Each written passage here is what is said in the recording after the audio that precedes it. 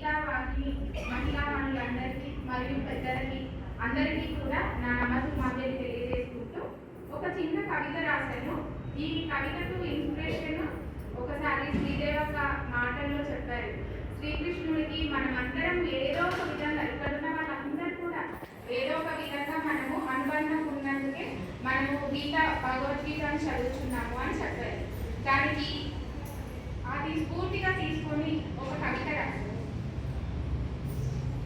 రండి రండి చెలులారా గీతా వాహిని మహిళా మనులారా, రండి రండి చెలులారా గీతా వాహిని మహిళా మనులారా, స్మరిద్దాం తరిద్దాం పయనిద్దాం గీతాచార్యుని గీతను దాటక మనమందరం, స్మరిద్దాం తరిద్దాం పయనిద్దాం గీతాచార్యుని గీత దాటక మనమందరం.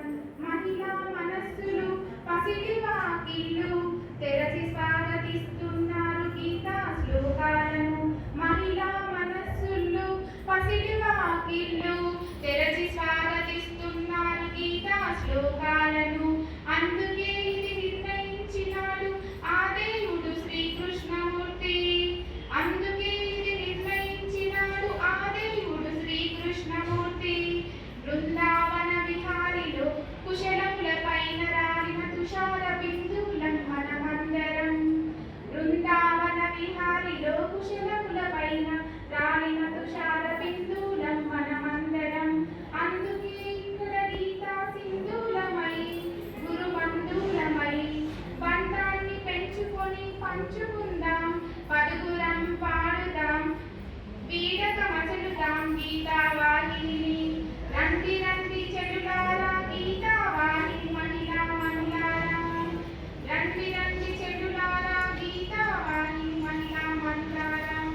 దీనికి భావన మనమందరం కూడా ఇక్కడున్న ప్రతి ఒక్క సభ్యులు కూడా బృందావనంలో ఆ కృష్ణుడు విహరిస్తున్నప్పుడు గడ్డిపోచమనిలో ఉండే మంచు బిందువుల, అందుకే ఈరోజు ఈ భగవద్గీతను చదివే భాగ్యము మనకు ఆ కృష్ణుడు కలిగించాలని ఇది నా యొక్క భావన. దీన్ని మీ అందరికీ తెలియజేయాలని కవిత రూపంలో రాసుకొచ్చాను.